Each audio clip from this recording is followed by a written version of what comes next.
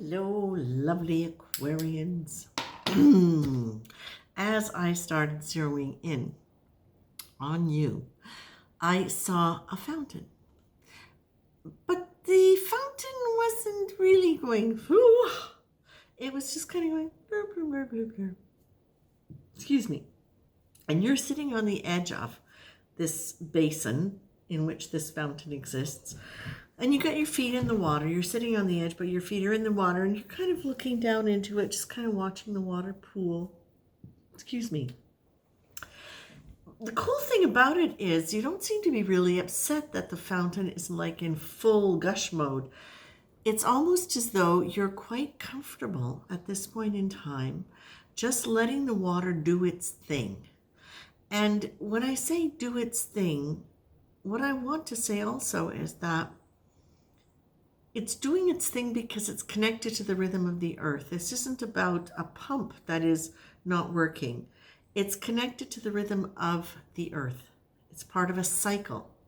So for those of you who are a little bit, feeling maybe not so great because it's not in full fountain mode, please realize that part of the reason it isn't is because it is following a cycle. For those of you who are okay with it not being the way it is, I still want you, they still want you to realize that this is part of a cycle, and it's a cycle of the earth. I almost wanted to say cycle of the moon because it's water, but they just said a cycle of nature, basically. And that what you're getting to do is you're getting to be able to sit and just be able to get comfortable with your feet being in the water. Because being in the water is really important. I didn't know I was going to say this. It's really important that your feet are in the water and that you get comfortable with your feet. This is the thing I didn't know I was going to say, that it's important for you to get comfortable with your feet being in the water, because water is emotion, right? Water is the emotion, it's the unconscious, it's the unseen, it is the moon. It is those things that are intuitive, creative from that beautiful cosmic place. And it's the ability to be in touch with emotion and feeling. So this is super important for you, Aquarius, because the tendency can be, as we know, for Aquarians to be able to kind of segment their emotions and to push away the ones that they're not really comfortable looking at. I mean, of course, we all do that to some degree, I think, but Aquarians, you have taken it to an art form. So what they're saying is, you don't need to worry about this. You don't need to worry about this being something where the fountain isn't all gushy and beautiful and spectacular. It will be. And when I see it going up like this, I see the light shining through the water, and just like these prisms of light, and it's really beautiful. And it will go quiet again, and it will come up again, and it will go quiet again.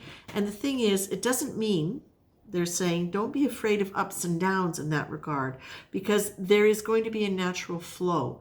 And the part of the flow that is really valuable for you right now is this. It's getting used to having your feet in the water, being grounded in comfort with your emotions before the water, the emotions, the excitement gets too big, too spectacular. And that what you're being told is, just keep a calm focus. And it doesn't have to be a calm focus on, this is my project. The feeling that I'm getting with this calm focus is, it's just bringing your energy here in alignment with yourself, in alignment with your center, which runs right down through from, your top chakra all the way through your water chakra, then your earth. It's grounding you, and it's allowing you to take your nervous system into a place where it's able to relax. Because that's the other thing about this water, is because it's so gentle and because it's just lapping very gently around your feet, there's a kind of warmth to it because it's not very deep. and there's real comfort with it. And what I'm also seeing is the fountain itself, the basin within which this fountain is set, is it's a beautiful stone. And when I say beautiful stone, it is. It's a very natural stone. It's not polished. It's got a little bit of roughness to it, but only in a way where it feels textured in a good way, not where you're going to scrape your feet on it. So it's great because now you've got water and you've got stone, you've got earth, and you're sitting there and you're able to let yourself get comfortable with these two elements in a way where you can maintain that sense of connection to cycles and to rhythms, and where you can feel it through your system, where you can feel it through your body. And you've also got this, you've got the grace card here. So I love this because it's really about, it goes along with that sense of calm focus and the flow of the water. It's smooth, easy, peaceful, supportive. It flows naturally into us and through us. It's an experience of letting the benevolent universe take us through our movements and guide us with a loving hand. Notice the feeling quality of this description and return to it today every time you're about to think about anything or at any point in the day when you find yourself feeling stressed and thinking too much. So you've got that right next to the worry card and the calm focus card. Okay? Now, in terms of what this is going to allow you to do, it's going to allow you to stay in touch with your senses, which again is very grounding. And being in touch with your senses, that's one of the big cues to being able to be in present time. And present time, really being present in the moment, that's where you don't worry. That's where you're not living in regrets and where you're not anticipating future problems. You just get to be. And that's the calm focus. It doesn't mean you don't have dreams. You can have some of your most profound daydreams and spirit communication and higher conscious connection when you are in that grounded state of presence, okay? And the thing that is also coming up for you is the ideal childhood card. Now, this could be, okay. So this is where you get to also use this time and space and this connection to the deeper water to get in touch with anything from your childhood that is still a lingering thing that might be worrying you, that might be underneath some of the reasons why you've blocked your emotions away. So think of this also as a healing time okay, thank you. So it's when these quiet times come. Okay, so this is the way I'm getting it. You will have these moments where the fountain is going to be extremely expressive and shooting high water, and the sun is going to be shining through the droplets, and it's going to be multicolored, and it's going to be brilliant and peaceful but exciting, and it's going to be something that many people will enjoy because of that. And there are going to be times then where cyclically it's not going to be big, it's going to be quiet, and it's going to be something that predominantly you are going to be experiencing. And there may be other people who'll come into this and sit around the edge with you, but for the most part, it's going to be about calming and resourcing as opposed to expressing, okay?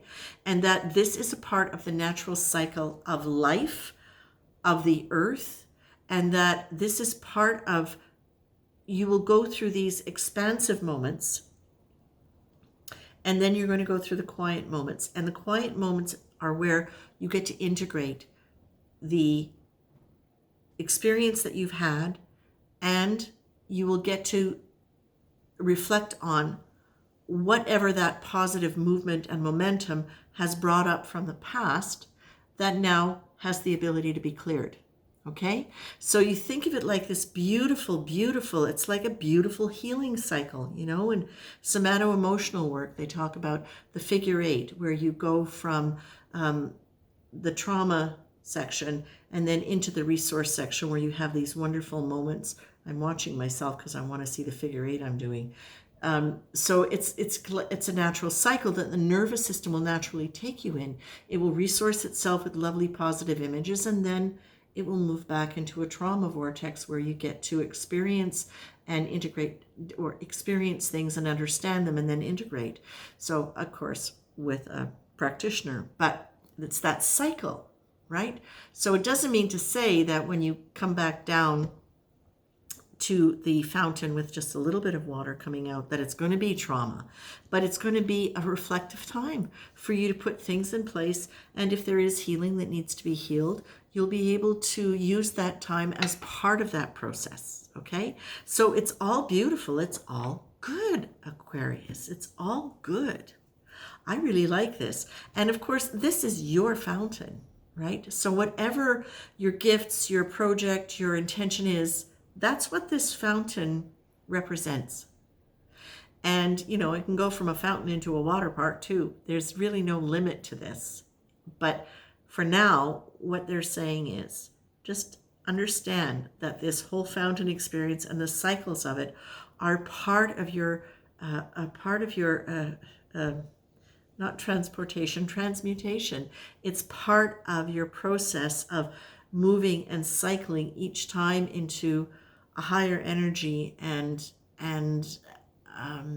it's more than, I want to be clear, because it's not just moving into higher energy, it's moving into really literally clearer connection to the heart-mind vortex, where you are in touch with your feelings, and your feelings are informing your mind, and your mind is informing your feelings, but not shutting your feelings down. So that's part of that beautiful flow. And that directly connects with how you're going to be able to be in the world, how you're going to be in your relationships externally, in everything, every kind of partnership. Okay? I leave you with that, my lovely Aquarians. I like your fountains. Take care.